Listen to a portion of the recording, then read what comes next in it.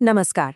कभी सोचा है कि तीन बिल्कुल अलग-अलग किताबें मतलब एक फिलॉसफी पर, एक मार्शल आर्ट्स पर और एक महत्वाकांक्षा पर, ये सब मिलकर हमें एक बेहतर जिंदगी का रास्ता दिखा सकती हैं? सुनने में थोड़ा अजीब लगता है ना? पर आज हम इसी रहस्य को सुलझाने वाले हैं। अक्सर ऐसा होता है ना कि हम जिंदगी में कई मोर्चों पर एक साथ लड़ रहे होते हैं। काम का स्ट्रेस अलग, घर की जिम्मेदारियां अलग और फिर हमारे अपने सपने, हमारी अपनी इच्छाएं, इन सब के बीच में हम कहीं फंस सा जाते हैं। तो आज का ये विश्लेषण इसी उलझन को सुलझाने की एक कोशिश है। देखिए, ज़्यादातर हम दो में से किसी एक जाल में फंस जाते हैं। या तो हम इतना ज़्यादा सोचते हैं, इतना एनालाइज करते हैं कि अपनी इनर वॉइस, अपनी गट फीलिंग से ही कट जाते हैं। या फिर हम बड़े बड़े सपनों के पीछे भागते रहते हैं और एक दिन एहसास होता है कि अंदर से बिल्कुल थक चुके हैं, खोखले हो गए हैं। हमें इन दोनों के बीच कहीं एक बैलेंस खोजना है। तो चलिए इस पहेली को सुलझाना शुरू करते हैं। और हमारा पहला सुराग हमें मिलता है हमारे मन में। इसके लिए हम चलते हैं रॉबर्ट एम पर्सिग की जबरदस्त किताब zen and the art of motorcycle maintenance की दुनिया में। पर्सिग का जो सबसे बड़ा आइडिया है वो है क्वालिटी या गुणवत्ता। अब ये है क्या? ये कोई चेकलिस्ट नहीं है। ये वो कमाल का पॉइंट है, वो मैजिकल मोमेंट जहां किसी काम की टेक्निकलिटी, उसका लॉजिक और उस काम को करने का एहसास, उसकी कला, दोनों आके मिल जाते हैं।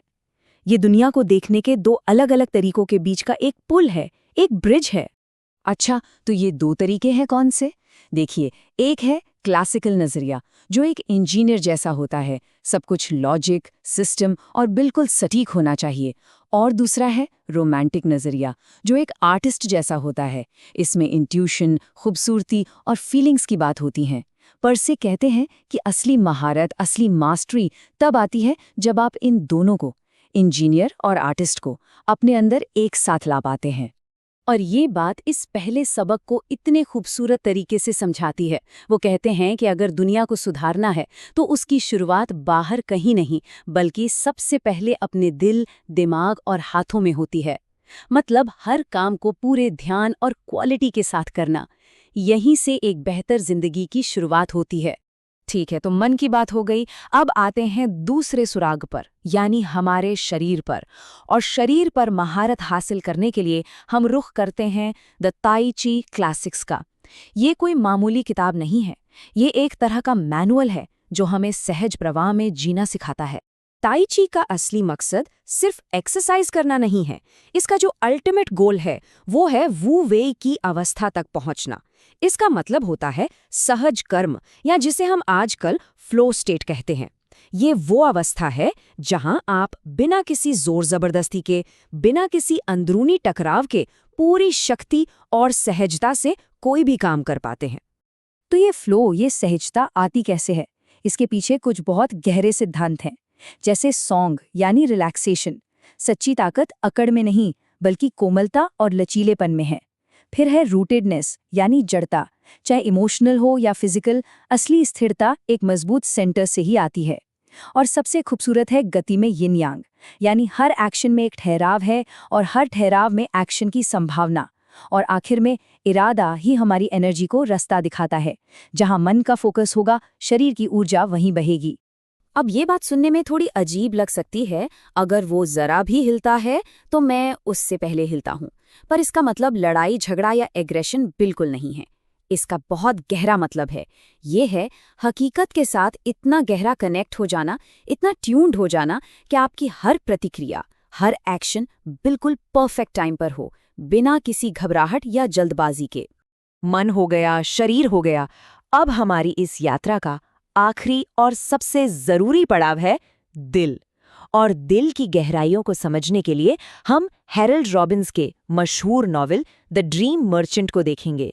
ये सपनों का सौदागर असल में एक मेटाफर है, एक प्रतीक। ये उस ड्राइव की कहानी है, उस जुनून की जो हमारे अंदर कल्पना को हकीकत में बदलने के लिए होता है।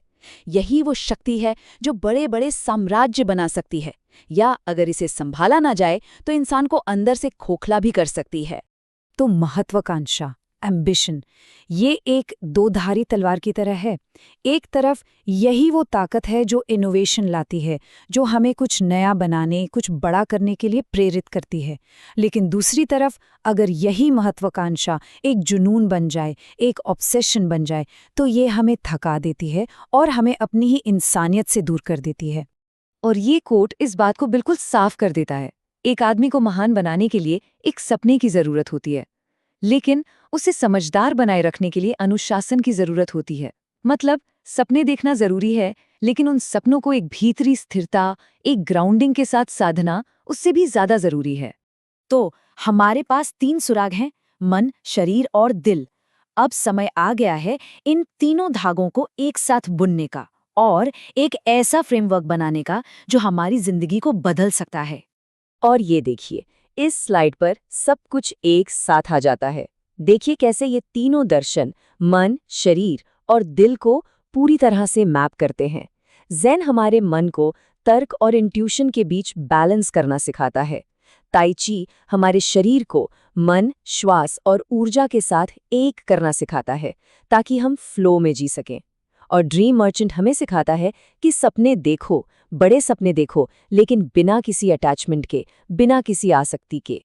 जब ये तीनों चीजें एक साथ आती हैं, तो एक नया कॉन्सेप्ट उभरता है, गतिशील स्थिरता या डायनामिक स्टिलनेस। ये वो अवस्था है जब आपके मन की सटीकता, आपके शरीर का प्रवाह और आपके दिल की ग्राउंडेड एम्बिशन सब एक हो जाते हैं। ये वो स्टेट है जहां आप एक ही समय में शांत भी हैं और पूरी तरह एक्शन में भी। और तब महारत हासिल करना कोई मेहनत का काम नहीं रहता, वो सहल हो जाता है। तो आखिर में बस यही कह सकते हैं, जब मन ज़ेन की तरह काम करता है, शरीर ताई ची की तरह बहता है और दिल बिना किसी लगाव के सपने देखता है, तो महारत सहज हो जाती है। असली मास्टरी जीवन के इन तीनों पहलुओं मन, शरीर और दिल को एक साथ साधने में ही है। तो अब सवाल ये उठता है कि हम अपनी जिंदगी में इस गतिशील स्थिरता को कैसे ला सकते हैं।